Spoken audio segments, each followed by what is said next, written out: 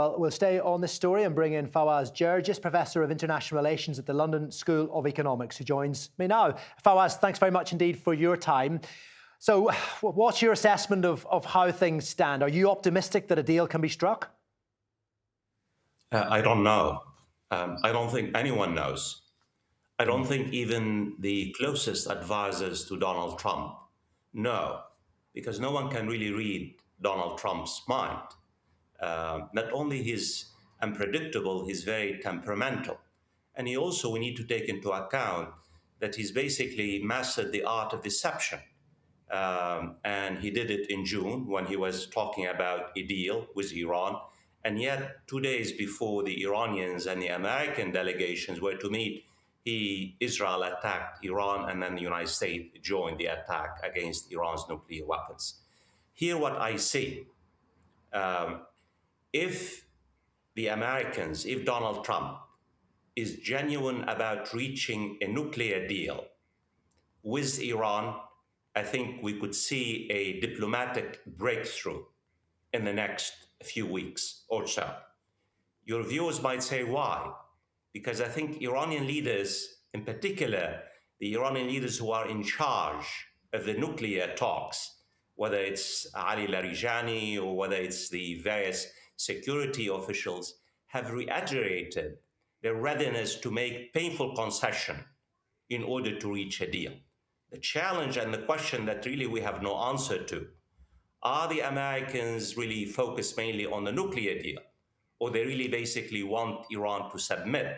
They want Iran to basically put limits on its ballistic missiles and basically end its regional role. That's really, as the Iranian foreign minister said today, submission is not on the table. So we have to wait and see what the Americans want at the end of this particular round of talks.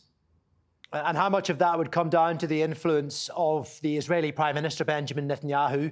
He brought forward a visit to Washington by a week to make sure he had Donald Trump's ear. And in those discussions, Iran's ballistic missile program and its funding of proxies in the region were absolutely first and foremost in the things he wanted to have included. We know what Benjamin Netanyahu wants. Benjamin Netanyahu has spent his lifetime, literally more than 3 decades, basically gunning for regime change in Iran. He tried to influence and pressure the various administrations, and he finally succeeded with Donald Trump in June, when Donald Trump joined Israel's war against Iran. Just yesterday, Benjamin Netanyahu, addressing one of the pro-Zionist organization in Washington, he made it very clear. He said, I do not just want a nuclear deal with Iran. I want the entirety of Iran's nuclear deal to be shut down, to be destroyed, point one. So it's no enrichment. All the stockpile of enriched uranium has to go outside of Iran, basically destroying the infrastructure. And he said, limits on Iran's nuclear ballistic missiles and ending its support for its regional allies, the Houthis in Yemen, Hezbollah in Lebanon, and the Iraqis. So if this is really Israel's strategic aims, and if these are also Donald Trump, he has reiterated that he wants everything on the table. So what they're really asking Iran is to surrender, is to submit, is to basically destroy Iran's deterrence capability, which means the end of the regime. So here's my final point on your question. Iran is pressed between Iraq, the rock of military pressure.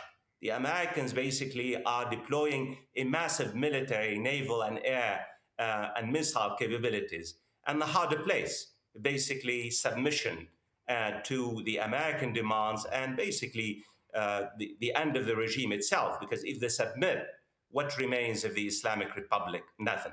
And so all Iran's choices are really bad, literally very bad. Iran faces truly an existential crisis. And that's why Iranian leaders are desperate to find a way out of this deadly embrace. We have to wait and see what will happen in the next few days and next few weeks, whether the Americans are willing to really compromise with the Iranian regime. Yes, and I suppose that begs the question of what cards Iran still holds. I mean, they've proved last year that they could still strike in the region. They hit Israel pretty hard.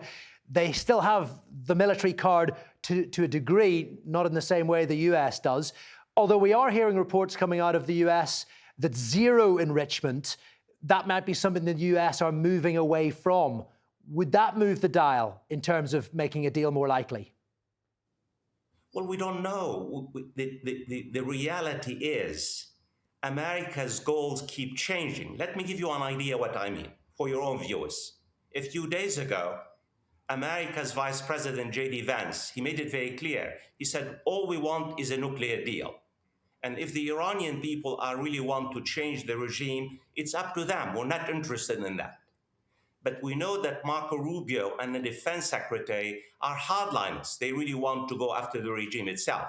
And you mentioned on Friday in Washington, President Trump said regime change is the best thing that could happen in Iran.